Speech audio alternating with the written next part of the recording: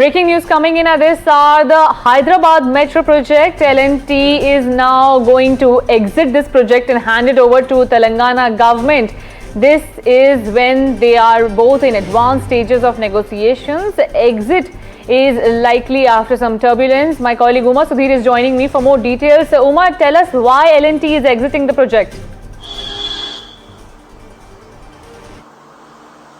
So the Telangana government has been wanting to go for a phase 2 of the project, 163 kilometers, citing the fact that in 2014 Hyderabad had the longest, second longest metro network in the country at just 69.2 kilometers, whereas now it stands ninth in the country, and they want to go in for a phase 2 expansion, whereas L&T does not want to come in either as an equity partner for phase 2, neither does it want to have a definitive agreement with the government so that there is operational integration between phase 1 and phase 2, which is now proposed to be done by the state government in collaboration, of course, with the central government. The central government had insisted that there should be a definitive agreement for it. L&T for quite some time now has been saying that there is a huge amount of money that's pending that they need to receive, and therefore said it is not willing to go in either for becoming an equity partner or for having a definitive agreement for the phase 2 and phase 1, and therefore they have proposed that they will exit.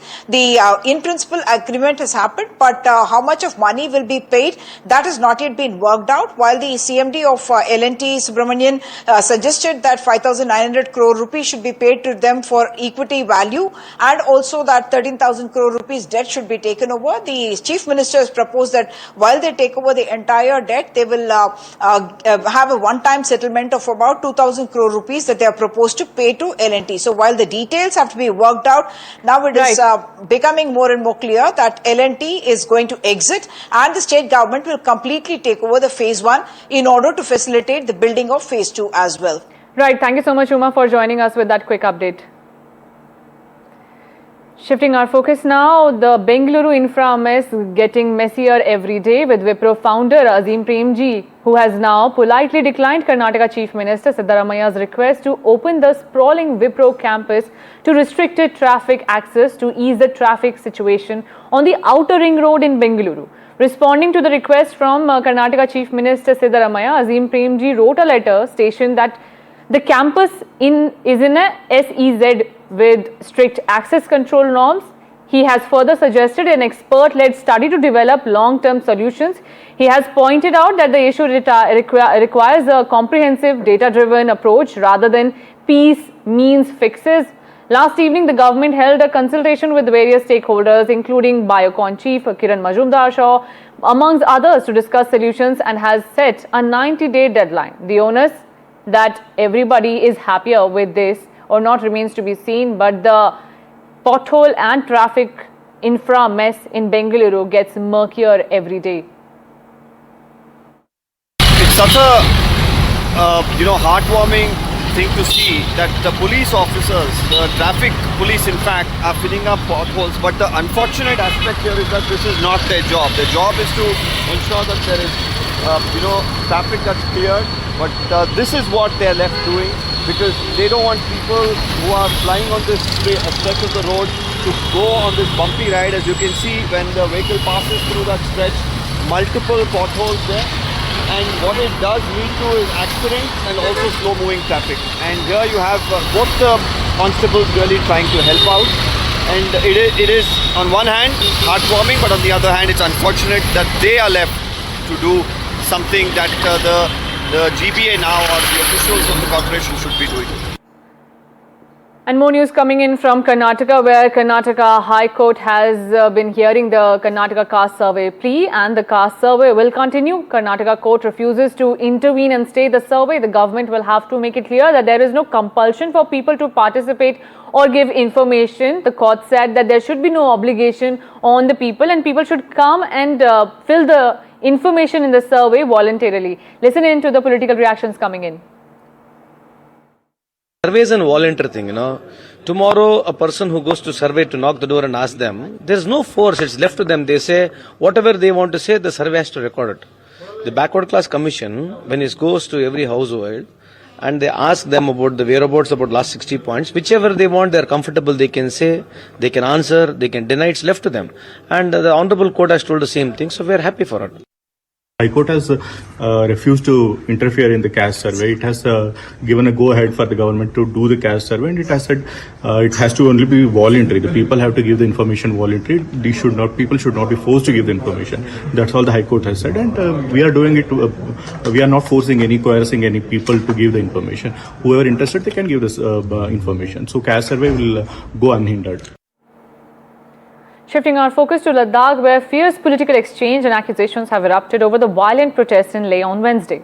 The centre has now cancelled the FCRA clearance for activist Sonam Wangchuk's NGO. The CBI began an investigation into the activist's alleged foreign funding. The protest over the demand for statehood and inclusion of Ladakh under the 6th schedule reached a flashpoint after activist Sonam Wangchuk went on an indefinite fast. However, Wangchuk ended his fast and appealed for peace in the area. But the politics over the matter is erupting day by day. The BJP has been targeting Congress councillor, blaming him for the unrest. Meanwhile, Ladakh statehood talks will continue. 4 members of Leh Apex body and Kargil's KDA will be visiting Delhi on September 26 for talks with centre. This is what the MHA has also always battled for. The MHA has now and then made it clear that the centre is negotiating for Ladakh statehood. The talks are underway. Hence, there should be peace in the region. My colleague Aditya Rajkaul is bringing us more details. Take a look.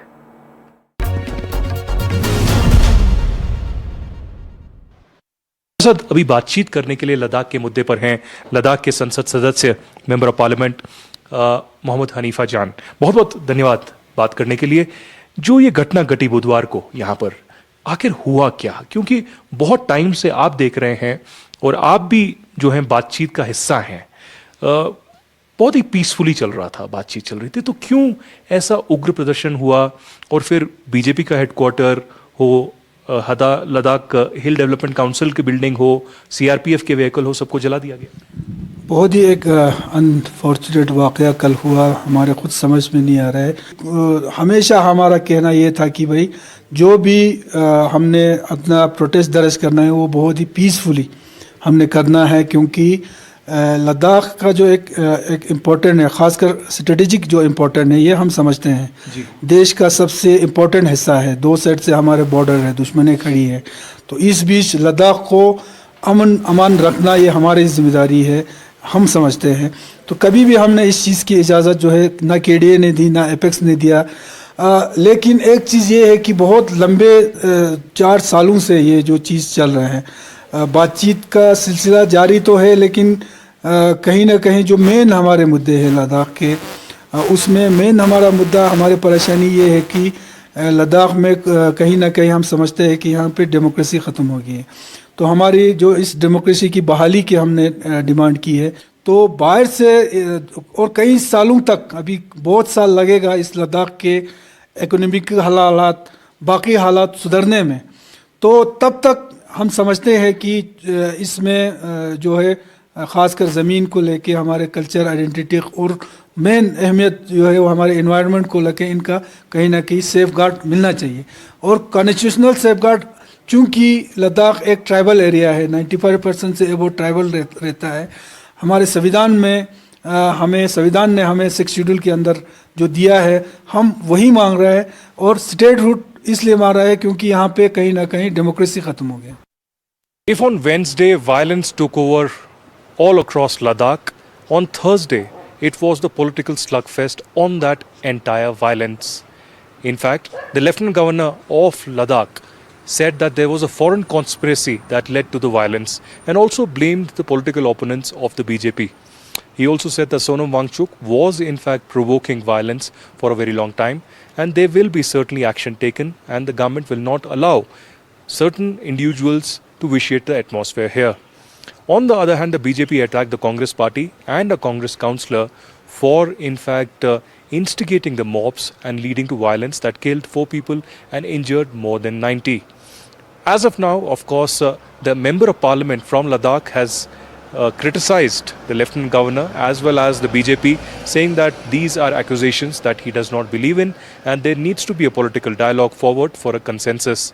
On Friday, there will be a critical meeting in New Delhi. There will be 4 members from Ladakh and Kargil, including the Member of Parliament from Ladakh, Mohammad Hanifa Jan, who will be part of a crucial meeting in New Delhi to lay out the foundation of the critical high-powered committee meeting on the 6th of October. But even as the violence is in the past here in Ladakh and a curfew line situation continues, the big question really remains: how long will it take for a political consensus to emerge on the future of Ladakh and the changes and the demands of the youth here in Leh?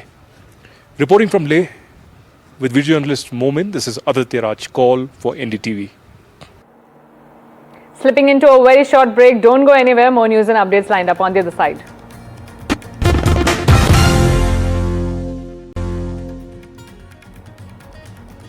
And now shifting our focus to Assam, where tension flared in Guwahati on Thursday evening after security personnel beaten-charged protesters who allegedly hurled stones at police vehicles outside the residence of late singer Zubeen Garg's manager Siddharth Sharma.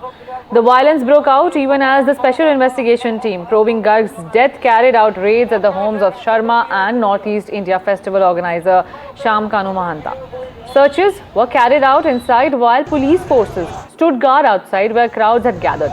According to local residents, Sharma's family members who lived in the same flat have not been seen since Garg's death on September 19.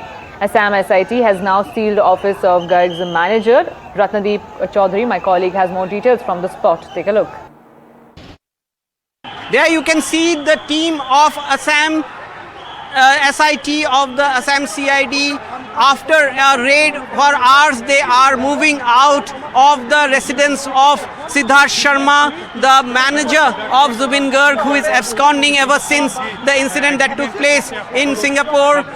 In fact, this is the SIT of the Assam CID. Several documents have been seized and also electronic equipments like laptops and other documents have been seized by the SIT.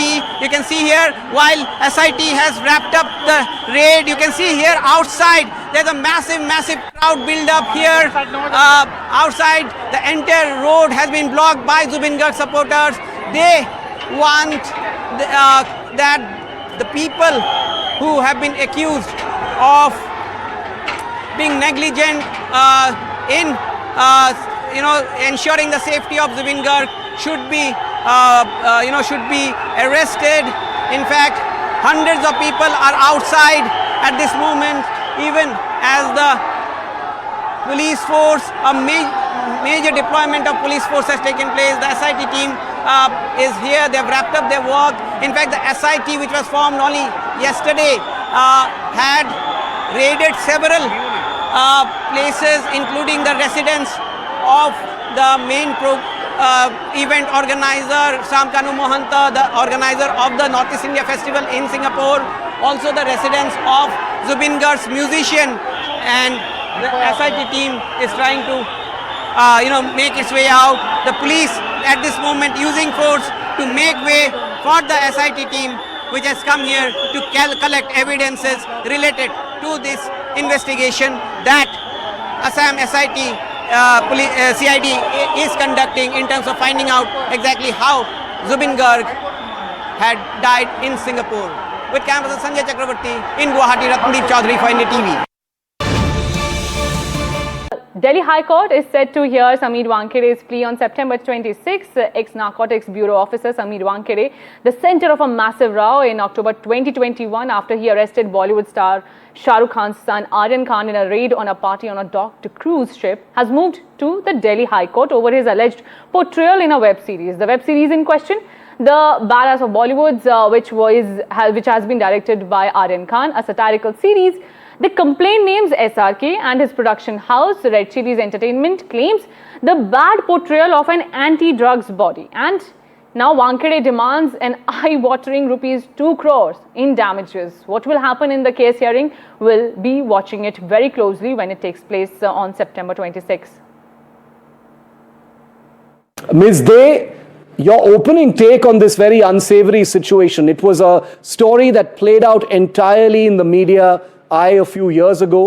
In your view, is this Sameer Wankhede crawling out of the woodwork, to get more publicity, a redemption attempt? What do you think?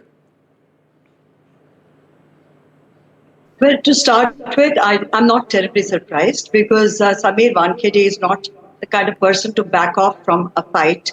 If he believes that, and it's a very smart move what he's actually done. I'm sorry to break the conversation.